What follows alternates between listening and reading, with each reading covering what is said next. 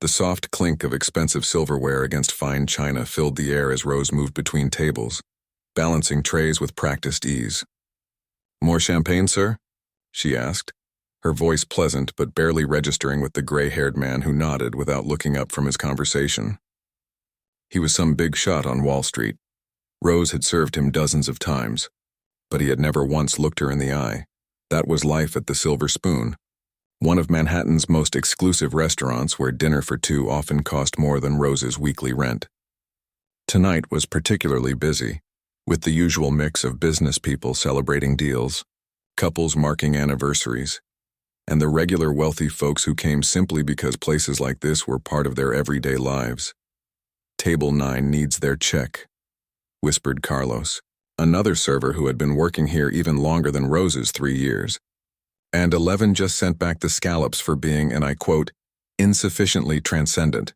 Rose bit back a smile. "Got it. Did Chef throw anything this time?" "Just some French words I'm glad my mother never taught me," Carlos replied with a quick wink, before disappearing back into the controlled chaos of the dining room. As Rose printed the check for Table 9, she caught a glimpse of her reflection in the polished surface of an espresso machine. Dark circles were forming under her eyes. No surprise after 6 straight days of double shifts. Her brown hair was pulled back in a tight bun, restaurant regulation. She looked tired, but more than that, she looked invisible. Just another person in a black uniform moving through spaces designed for people who could afford to be seen. The truth was, none of the diners knew Rose at all. They didn't know that their quiet, efficient server had once made a concert hall fall completely silent with just 10 fingers and 88 keys. They had no idea that the woman who remembered their complicated orders and dietary preferences had once memorized entire concertos. The hands that now carried their dirty plates had once been photographed for a music magazine back home, described as possessing both technical brilliance and rare emotional depth. It was nearly midnight when Rose finally clocked out, her feet aching and lower back sore from hours of careful posture and heavy trays. "You heading straight home?" asked Diane, the hostess, as they both changed out of their work clothes in the cramped employee bathroom. "Not tonight," Rose said, pulling on a worn but clean sweater. "I've got a date with an old friend." Diane raised an eyebrow. "Ooh, mysterious." "Good for you, all work and no play, you know how it goes." Rose just smiled. Her date wasn't with a person. It was with the only thing that had ever truly understood her. Outside, the city had transformed into its nighttime self. The streets were quieter now, with only the occasional yellow cab rushing past. The air had a slight chill that felt good against her skin after hours in the stuffy restaurant. Rose pulled her jacket tighter around herself and began walking, not toward the subway that would take her to her shared apartment in Queens, but in the opposite direction. 6 blocks later, she stopped in front of a small storefront with a sign that read, "Keller's Music School." The lights were off, but Rose pulled out a key and let herself in through the side entrance. Mr. Keller, the elderly owner, had given her the key too, years ago after finding her one night, peering through the window at the grand piano inside.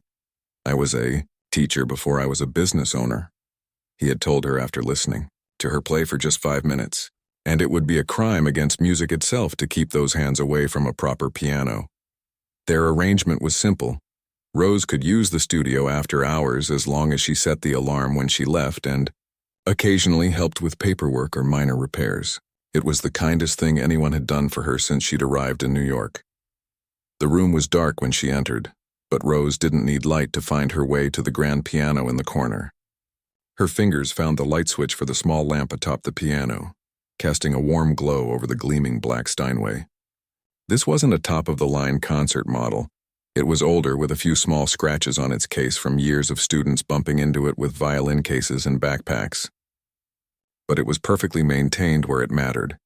The action was responsive, the tone rich and warm. Rose sat down on the bench, feeling the familiar give of the worn cushion.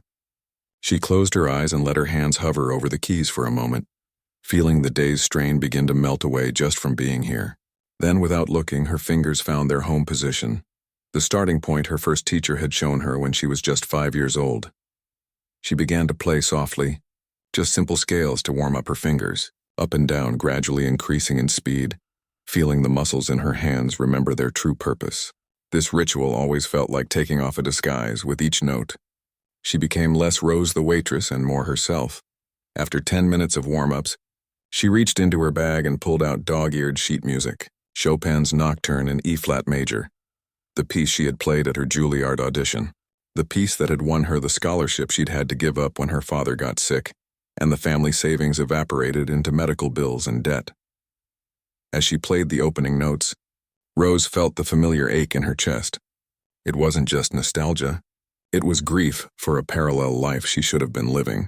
Right now, in that other timeline, she might be preparing for a concert tour or teaching gifted students or recording her first album. Instead, she was here playing in secret. Her only audience, the sleeping city outside and occasionally Mr. Keller's cat, who sometimes wandered in from the back room. The nocturne flowed from her fingers, the melancholy notes filling the small studio. Rose closed her eyes, letting muscle memory guide her through the familiar pathways of the piece. As the music intensified, so did her playing. Her body swayed slightly, her face reflected the emotional journey of the music. This was the real Rose, the one no one at the Silver Spoon would recognize. 2 hours passed in what felt like minutes. Rose played through her repertoire, the pieces she had kept alive in her fingers through years of practicing whenever and wherever she could. Bach, Beethoven, Rachmaninoff, Debussy. Each composer spoke to different parts of her soul. Each piece was a different room in the house of her true self. It was during Liszt's Un Sospiro that she noticed a figure standing in the doorway. She startled, her hands freezing above the keys. "Don't stop on my account," said Mr. Keller, his white hair rumpled from sleep, wearing a bathrobe over pajamas. "I just came down because I heard something new in your playing tonight." Rose relaxed, but her hands remained hovering above the keys. "I'm sorry if I woke you. I didn't realize how late it was." The old man waved away her concern. "Music like that is worth losing sleep over." He shuffled into the room and leaned against the wall. "You're playing like someone with something to prove tonight." Rose looked down at her hands. They were servers' hands now, slightly rough from hot plates and cleaning solutions, nails kept short for practical reasons. But they still remembered. They still knew who they really belonged to. "I overheard some customers tonight," she said quietly. "They were talking about a charity gala happening at the restaurant next week. Apparently some famous pianist is going to be there. Someone I used to dream of playing with someday." Mr. Keller nodded slowly. "And that stirred something up." "I guess it did." Rose ran her finger along a black key without pressing it down. "Sometimes I can almost convince myself I'm okay with how things turned out. That serving food to rich people while sneaking in practice time at night is enough. But then something reminds me of what could have been, and it all feels so unfinished." Mr. Keller finished for her. "Exactly." Rose looked up at him, grateful for his understanding. "Unfinished." The old teacher moved closer, resting a hand on the piano. "You know, in all my 60 years of teaching, I've had thousands of students. Many were talented, some were dedicated, but only a handful had that special something that can't be taught." He pointed at her. "You have it. Even now, after everything, you have it." "Fat lot of good it does me," Rose said with a sad smile. "Can't exactly put secret midnight pianist on a resume." "Perhaps not." Mr. Keller scratched his chin thoughtfully. "But life has a funny way of creating unexpected stages for those who are meant to perform. My old teacher used to say that real talent is like water. It will always find a way to flow even through the smallest crack." Rose wasn't sure she believed that anymore, but she appreciated his kindness. She looked at her watch, nearly 3 a.m. "I should go. Early shift tomorrow." As she gathered her things, Mr. Keller remained by the piano, looking thoughtful. "You know, I have a friend who still teaches at Juilliard. If you ever wanted to explore finishing what you started," Rose shook her head, "that ship has sailed. I'm 28 now, with no formal training for the last decade. Besides, I can barely make rent as it is." "Just something to think about," the old man said, not pushing further. "Talent doesn't expire, Rose." She gave him a quick hug before leaving, the familiar weight of reality settling back onto her shoulders as she stepped out into the night. The walk to the subway station was quiet, the city in that rare state between late night and early morning when even New York seemed to take a breath. On the nearly empty train back to Queens, Rose leaned her head against the window, watching the underground tunnels flash by. Her double life was exhausting. physically from the long hours and emotionally from the constant reminder of dreams deferred. But she couldn't give up those precious hours at the piano. They were the only time she felt fully alive, fully herself. As she climbed the stairs to her fifth-floor walk-up, careful not to wake her roommates, Rose had no idea that in just a few days, her carefully separated worlds would collide in ways she could never have imagined. The waitress who disappeared into the background was about to step unexpectedly into the spotlight. The day of the charity gala arrived with the kind of perfect autumn weather that made the city shine. Rose hurried toward the silver spoon, running slightly late after oversleeping. Her midnight piano sessions had stretched longer each night that week, as if her fingers knew something big was coming. She slipped through the staff entrance to find the restaurant in complete chaos. Servers rushed back and forth, the kitchen staff shouted orders, and in the middle of it all stood Thomas, the restaurant manager, his face flushed with what looked like genuine panic. "What's going on?" Rose asked Carlos, who was folding napkins with unusual speed. "The Winters Foundation Gala is tonight, and everything's falling apart," he replied without looking up. "The flowers are wrong, we're short 2 servers because of that stomach bug going around, and—" He lowered his voice dramatically. "Anthony called in sick." Rose's eyebrows shot up.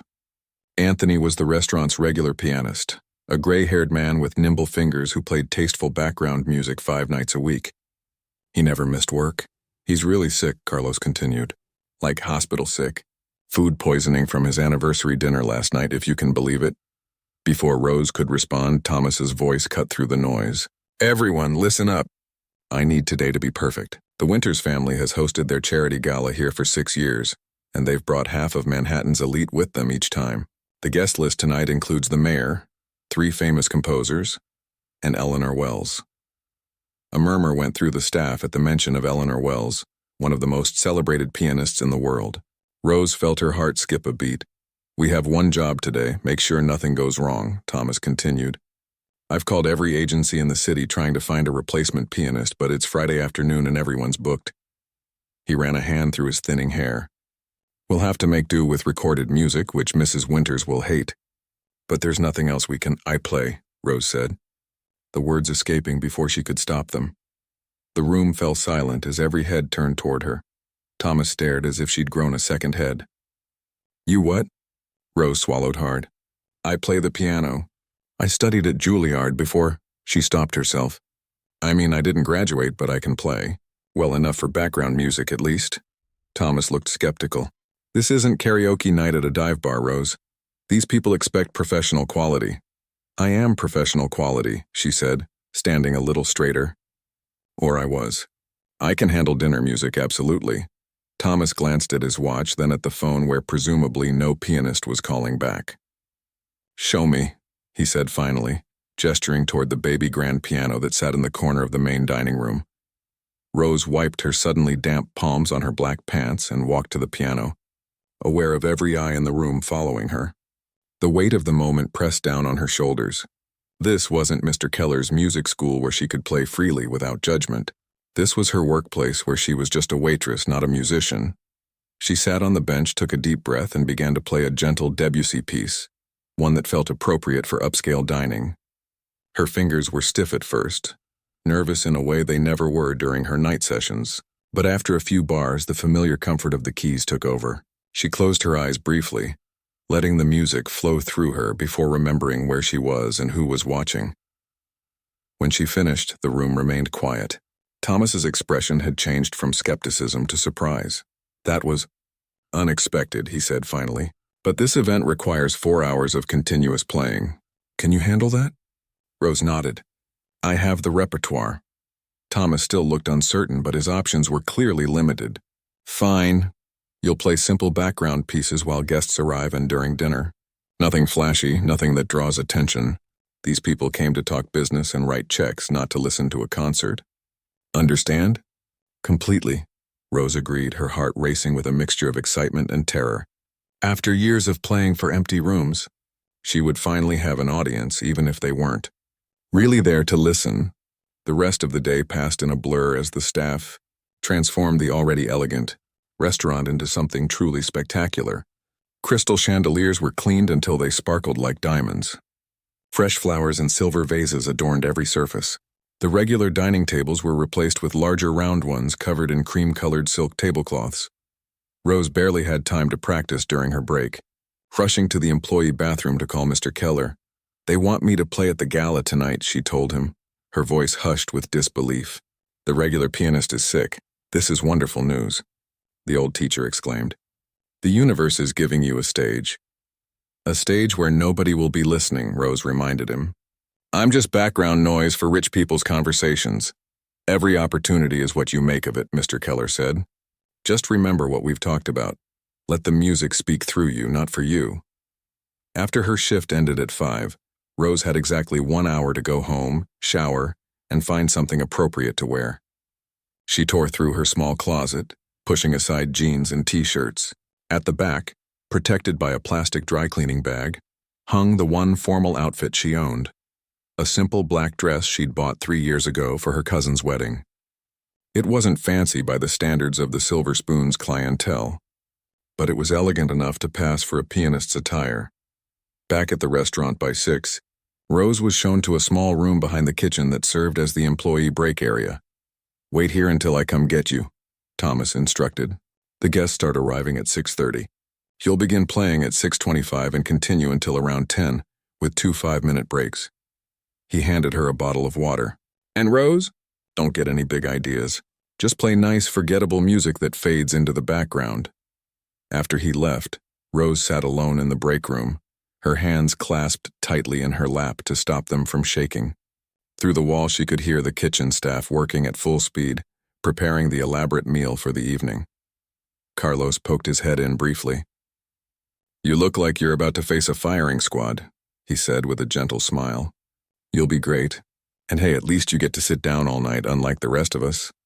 Rose tried to return his smile but couldn't quite manage it. This was the first time in years she would play for people who weren't Mr. Keller or his cat. What if she froze? What if she made a mistake? What if... The door opened and Thomas reappeared. "It's time." Rose stood, smoothing her dress with trembling hands. She followed Thomas through the kitchen and into the main dining room, which had been transformed into a glittering ballroom. The lights were dimmed, candles flickered on every table, and waitstaff in formal attire moved efficiently around the room, preparing for the guests' arrival. "Remember, nothing attention-grabbing," Thomas reminded her one last time before leaving her at the piano. Rose sat down, adjusting the bench to the right height. She placed her hands on the keys, surprised to find that they had stopped shaking. This piano was nicer than Mr. Keller's, a high-end model with a rich, resonant sound. She played a few quiet notes to get a feel for the action, then began a gentle Mozart piece as the first guests started to arrive. For the first hour, things went exactly as Thomas had instructed. Rose played soft, pleasant pieces that melded with the growing conversation around her. The room gradually filled with men in expensive suits and women in designer dresses, all air-kissing each other and making small talk over champagne. None of them looked her way or showed any sign they were aware music was being played at all. From her spot at the piano, Rose had a perfect view of the entire room. She recognized some of the restaurant's regular customers, plus a few faces she'd seen in newspapers and magazines. The mayor arrived with his wife. A famous Broadway producer stood chatting with the owner of a professional sports team. And then, at precisely 7:30, a ripple seemed to move through the crowd. People turned, conversations paused, and Rose saw her. Eleanor Wells, the legendary pianist, entering the room on the arm of an elderly gentleman. She wore a deep purple gown that caught the light as she moved, her silver hair styled in an elegant updo. Even from across the room, there was something magnetic about her presence. Rose's fingers stumbled briefly on the keys before she caught herself. This was the woman whose recordings she had listened to obsessively as a teenager, whose technique she had tried to emulate, whose career she had once dreamed of following. And now she was playing background music while Eleanor Wells sipped champagne 30 feet away. The irony was almost too much to bear. Rose forced herself to focus on the keys to keep playing the inoffensive, forgettable music that Thomas had demanded. But with each passing minute, a strange feeling grew inside her, a mixture of frustration, defiance, and something else she couldn't quite name. By 8 o'clock, dinner was being served. The volume in the room had increased as wine flowed and conversations became more animated. Rose might as well have been a recording for all the attention anyone paid her. She watched as Eleanor Wells was seated at the head table with the Winters family and other VIPs. From time to time, the famous pianist would laugh or gesture expressively as she spoke, clearly a natural storyteller. Thomas appeared at Rose's side during one of her 5-minute breaks, looking pleased. "Everything's going perfectly," he said. "Mrs. Winters is happy, the food is excellent, and no one has complained about the music, which means you're doing exactly what you should be, not being noticed." Rose nodded, taking a sip of water. "Who exactly are the Winters family?" she asked, realizing she knew nothing about the people hosting the event. "Old money, very old money," Thomas replied. "This foundation raises millions each year for music education in public schools." "Ironic, isn't it? They're passionate about bringing music to poor kids, but they probably wouldn't look twice at you in normal circumstances." With that observation hanging in the air, Thomas left, and Rose returned to the piano. As she played, his words echoed in her mind. Music education for underprivileged children. The very thing that had given her a chance all those years ago. Before her father got sick, before the money ran out, before dreams were put on hold, she looked out at the crowd of wealthy donors writing checks to give other children the opportunity she'd lost. Something shifted inside her, a quiet determination taking root. If this was to be her one night at the piano in front of an audience, even one that wasn't listening, shouldn't it mean something? As the main course was cleared and dessert was being prepared, Rose made a decision. Her hands hesitated above the keys for just a moment. And then, instead of returning to the safe, bland pieces she'd been playing all night, her fingers found the opening notes of Rachmaninoff's Piano Concerto No. 2, the piece she'd planned to play for her final recital at Juilliard. The piece that lived in her heart and hands, waiting for a moment just like this. The first powerful chords of Rachmaninoff's concerto rose from the piano, so different from the gentle background music Rose had been playing all evening that several heads turned immediately. The piece began with a series of dramatic, bell-like chords that seemed to ask a question of everyone in the room, a question that demanded attention. Rose kept her eyes on the keys, afraid to look up and see Thomas's face. She knew she was breaking his direct orders, but something stronger than fear was driving her now.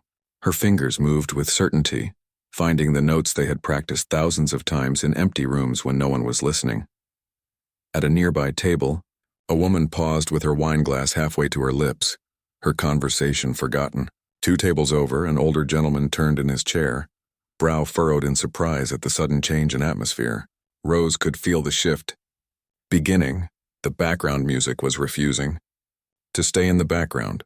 The opening movement of the concerto was all about contrast, moments of thundering, intensity followed by passages of tender beauty. Rose leaned into these contrasts, letting her body move with the music in a way she hadn't dared earlier in the evening. This wasn't just playing notes, this was telling a story through sound, her story. By the time she reached the famous melody of the Adagio section, the heart-wrenching theme that had been used in countless films and that many people would recognize even if they didn't know its name, the change in the room was unmistakable. Conversations had stopped at the tables nearest to the piano. Servers, including Carlos, had slowed their movements, turning to glance at their colleague whose hidden talent was suddenly on full display. Thomas appeared from the kitchen, his face a mask of alarm as he realized what was happening. He started toward the piano, clearly intending to stop her, but found his path blocked by several guests who had moved closer to listen. He hesitated, trapped between his desire to end this unplanned performance and his unwillingness to create a scene in front of the restaurant's most important clients. Rose felt, rather than saw, all of this happening. She was lost in the music now, her fingers flying across the keys with a confidence she hadn't felt in years. Every late night at Mr. Keller's studio, every stolen moment of practice, every dream deferred, all of it had led to this moment. For the first time since she'd left music school, she wasn't playing for herself alone. She was playing for everyone who had ever had to set aside their passion for practicality. Everyone who carried a hidden talent the world never got to see. The powerful melody soared through the restaurant, filling every corner with its richness. A server near the kitchen dropped a tray of glasses, the crash barely registering against the music. No one seemed to notice the accident. All eyes were turning toward the piano. At the head table, Eleanor Wells had stopped mid-sentence in her conversation with Mrs. Winters. The famous pianist sat up straighter, her head tilted slightly as she listened. Her eyes narrowed in concentration, then widened in what looked like surprise. Slowly, she turned in her chair to face the piano fully, watching Rose with an intensity that would have terrified the younger woman had she noticed it. Rose was approaching the pieces, most technically challenging section, a series of rapid runs and complex chordy. Progressions that had once made her professor at Juilliard shake his head in amazement when she mastered them at 19. Her hands moved in a blur, muscle memory taking over where conscious thought couldn't keep up. There was a freedom in this moment that made her feel like she was flying, soaring above the restaurant and the city itself. A strange thing was happening throughout the room. The usual invisible walls between servers and guests, between the wealthy and those who waited on them, seemed to be dissolving. Carlo stood frozen by the dessert cart, watching his co-worker with undisguised awe. A wealthy businessman known for his gruff impatience with staff sat with his eyes closed, head nodding slightly with the rhythm. Mrs. Winters herself had stopped speaking to her dinner companions and was watching Rose with an expression of bemused wonder. When Rose finally allowed herself to look up from the keys, she was shocked to find that the entire room had fallen silent. Even the kitchen staff had emerged to stand in the doorway watching. The only sound was her music, filling the space like water filling a vessel. For one terrifying second, her fingers faltered, the weight of all those eyes suddenly overwhelming. But then she caught sight of Eleanor Wells, who was watching her with such intensity that Rose found her courage again. She dove back into the music with renewed passion, her body swaying with the melody, her face reflecting the emotional journey of the piece. This wasn't just a performance. It was a declaration. With every note, Rose was saying, "This is who I really am.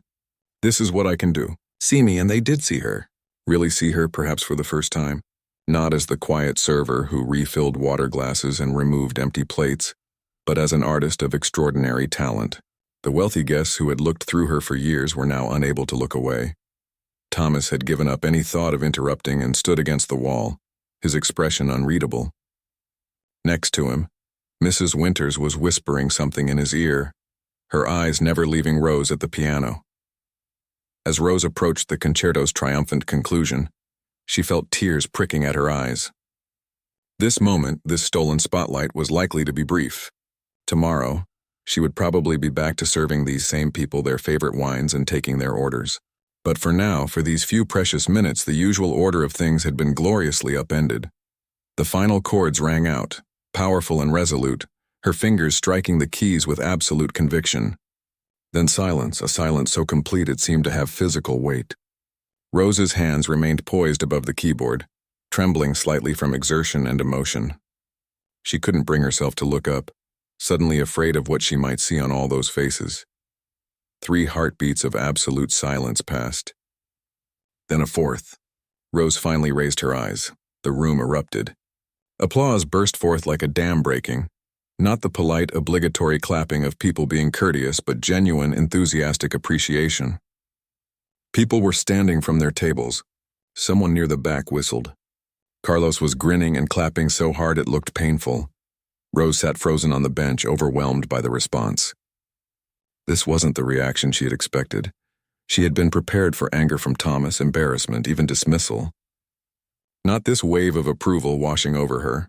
And then, through the crowd of standing applauding guests, Rose saw Eleanor Wells rise from her seat at the head table. The legendary pianist was applauding too, her expression a mixture of surprise and something that looked almost like recognition, as if she were seeing a younger version of herself. Mrs. Winters leaned over to say something to Eleanor, who nodded without taking her eyes off Rose. Then, to Rose's astonishment, Eleanor Wells began making her way through the crowd toward the piano. The room quieted slightly as people realized what was happening. The famous pianist approaching the waitress who had just stunned them all, it created a ripple of whispers and nudges throughout the gathering. Rose stood on shaky legs as Eleanor reached the piano. Up close, the famous musician was smaller than she appeared from a distance, but her presence was even more commanding. Her eyes, sharp, assessing, but not unkind, studied Rose's face before dropping to look at her hands. "Those are pianist's hands," Eleanor said, her voice carrying in the hushed room. "Not a server's hands, though I suspect they've been both for some time." Rose couldn't speak. She had listened to this woman's recordings for years, had read every interview, had once waited 3 hours in the rain for a chance at rush tickets to see her perform at Carnegie Hall. And now Eleanor Wells was standing in front of her, speaking to her as a fellow musician. "Rachmaninoff is not for the faint of heart," Eleanor continued. "Most pianists work up to that piece after years of preparation. You played it as if you've lived with it for a very long time."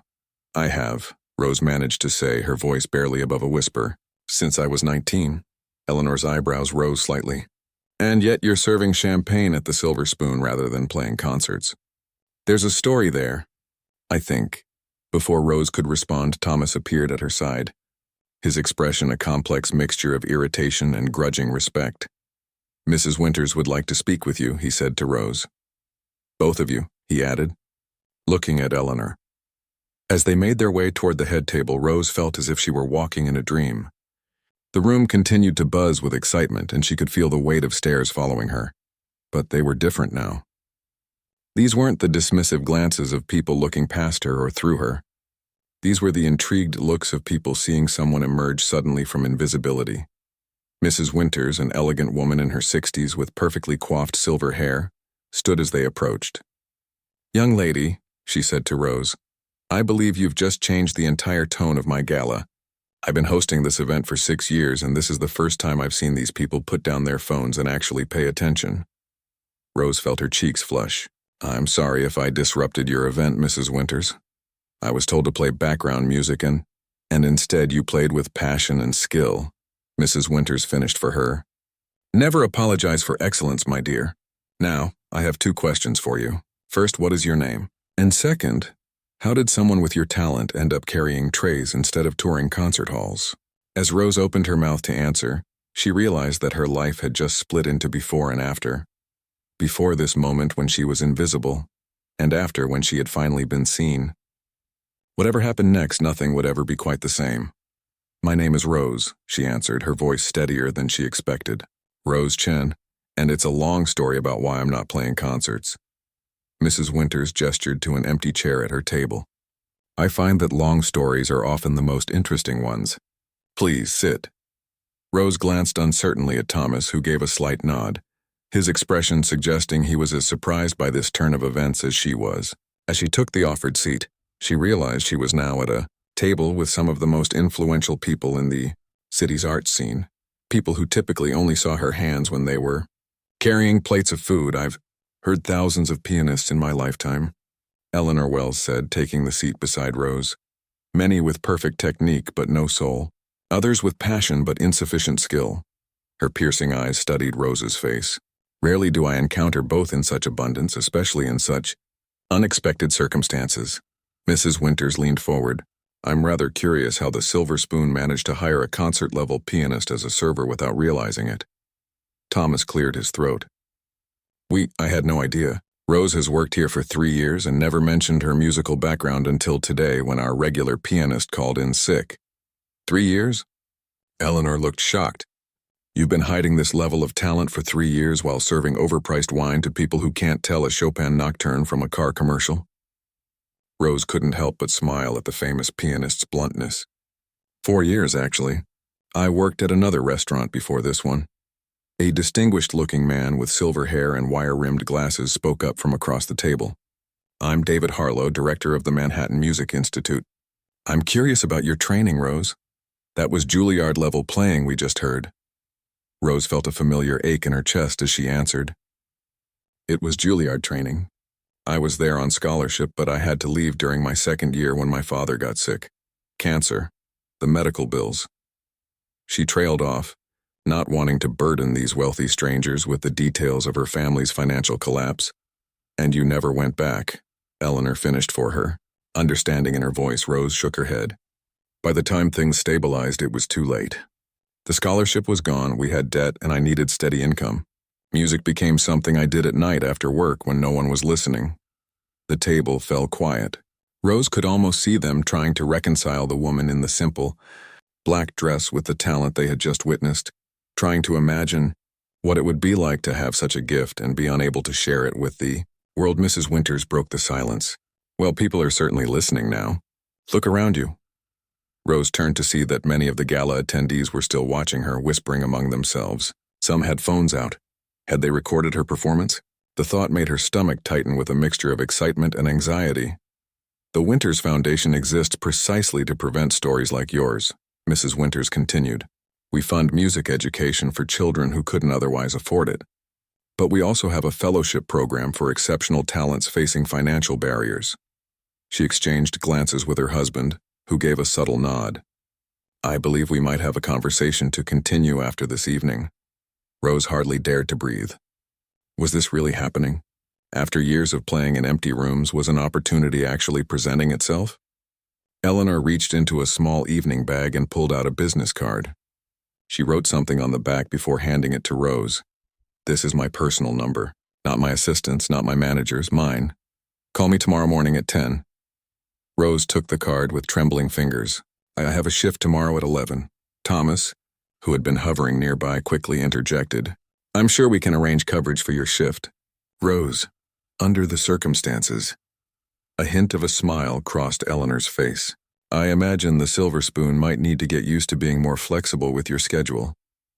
Before Rose could process what that might mean, the moment was interrupted by the tinkling of a spoon against crystal. The room quieted as Mr. Winters stood, preparing to make the traditional speech that accompanied the Foundation's annual fundraising appeal. Ladies and gentlemen, he began, I had a carefully prepared speech about the importance of music education and the work our foundation does. But instead, I think we've all just experienced the most powerful argument possible. He gestured toward Rose. This young woman has shown us what can happen when extraordinary talent meets opportunity, and also what can be lost when that opportunity is cut short. Murmurs of agreement rippled through the crowd. Rose felt her face grow warm as hundreds of eyes turned toward her again. Tonight we've been reminded why our mission matters, Mr. Winters continued. Music isn't a luxury, it's a voice for those who might otherwise go unheard. I invite you all to give generously, knowing that your contributions might help discover the next Rose Chen, or ensure that talent like hers doesn't end up hidden behind a server's uniform, unless that's what they choose. As he spoke about donation levels and the Foundation's accomplishments, Rose found herself struggling to take it all in. Just hours ago, she had been rushing to work, worried about being late for her shift. Now she was sitting among the city's elite, holding Eleanor Wells' personal phone number, being discussed as an example of untapped artistic potential. The rest of the evening passed in a blur. After the speech, the gala returned to its normal rhythms, but with one significant change. Rose was no longer invisible. Guests approached her throughout the night asking about her background, her training, her story. Some offered business cards, others made vague promises about being in touch. She accepted it all with a mixture of grace and wariness, having learned long ago not to put too much faith in the momentary enthusiasm of the wealthy. As the event wound down and guests began to leave, Rose found herself back at the piano, this time surrounded by a small group of genuine music lovers who had lingered specifically to hear her play again. Among them was Dr. Lin, a retired music professor who had once judged her in a youth competition. I thought you looked familiar, he said, eyes bright with recognition. You played Liszt's Hungarian Rhapsody No. 2 and brought the house down. Whatever happened to you after that? We all expected to see your name in concert programs by now. Life happened, Rose replied simply, her fingers idly finding a quiet melody on the keys. Dr. Lin nodded thoughtfully. Life has a way of doing that. But music has a way of finding its path back to the surface, as we've seen tonight. Eleanor Wells appeared at Rose's side, having finally extracted herself from a conversation with potential donors. Play something else for us, she requested. Something that matters to you. Rose considered for a moment, then began to play Chopin's Ballad No. 1 in G minor, a piece that had always felt to her like the musical equivalent of a life story, with its gentle beginning, tumultuous middle, and triumphant resolution. As she played, she was aware of the small audience around her truly listening, not as background to their conversations but with their full attention. When she finished, Eleanor nodded with satisfaction. You haven't wasted those years away from formal training. You've been working, haven't you? Even without teachers or concerts? Every night, Rose admitted. At a small music school where the owner lets me practice after hours. It's been my escape. Not an escape, Eleanor corrected. A return. You've been returning to yourself. As the last guests departed and the staff began the process of cleaning up, Thomas approached Rose with an expression she couldn't quite read. I should probably fire you for ignoring direct instructions, he said, though there was no real anger in his voice. Rose stood, suddenly remembering that despite the evening's extraordinary events, she was still an employee who had defied her boss. I understand if you need to. Fire the pianist who just got us more positive attention than we've had in years? Not likely. Thomas shook his head. Mrs. Winters called me aside before she left. She's requested that you play at all their future events. Apparently you're now part of the draw. Rose hardly knew how to respond. After years of being looked through, of being part of the restaurant's furniture, she had suddenly become visible, not just as Rose the server, but as Rose the pianist. Rose the artist. Carlos appeared, carrying Rose's bag from the break room. Your carriage awaits, maestro, he said with an exaggerated bow that made her laugh despite her emotional exhaustion. Stop it, she said, giving him a gentle push. I'm still me. Are you, though? He asked, suddenly serious. Because the Rose I knew yesterday would never have risked everything to play like that. The Rose from yesterday was always careful, always following the rules, always hiding. His words hit home. Something had changed, not just in how others saw her, but in how she saw herself. For years she had kept her music and her daily life carefully separated, as if they were two incompatible worlds. Tonight those worlds had collided, and instead of disaster, something beautiful had emerged. As she stepped out of the restaurant into the cool night air, the city seemed different somehow, full of possibilities that hadn't existed hours before. Eleanor Wells's business card felt like it was burning a hole in her pocket. Mrs. Winters' hints about the Foundation's fellowship program replayed in her mind. Even Thomas's grudging admiration represented a shift in how the world perceived her. Rose looked up at the night sky, barely visible through the city lights. For the first time in years, she allowed herself to feel something she had carefully guarded against. Hope. Not the vague wish that things might somehow get better someday, but concrete, specific hope tied to real possibilities. Tomorrow at 10 o'clock, she would make a phone call that might change everything. But for tonight, as she walked toward the subway station, Rose simply let herself experience the lingering sensation of being truly seen, of having the gift she had nurtured in darkness finally brought into the light. Rose woke up the next morning, with her heart already racing. She had barely slept, her mind replaying the events of the previous night over and over again. Had it really happened? Had she really played Rachmaninoff for a room full of Manhattan's elite? Had Eleanor Wells, the Eleanor Wells, really given her a personal phone number and told her to call? She reached for her purse on the nightstand and pulled out the business card to confirm it wasn't just an elaborate dream. There it was, cream-colored cardstock with Eleanor's name embossed in simple black letters, and on the back a phone number written in elegant handwriting. Rose ran her finger over the numbers, still hardly believing it was real. Her phone showed 8:37 a.m., less than an hour and a half until she was supposed to make the call that might change everything. Rose got out of bed and headed for the shower, trying to calm her nerves with the familiar morning routine. Her roommate Lily was already in the kitchen, making coffee. There she is, the piano sensation, Lily said with a grin. I still can't believe you've been hiding that talent all this time. Carlos called me last night, you know. He couldn't stop talking about how you silenced the whole room. Rose felt her cheeks warm.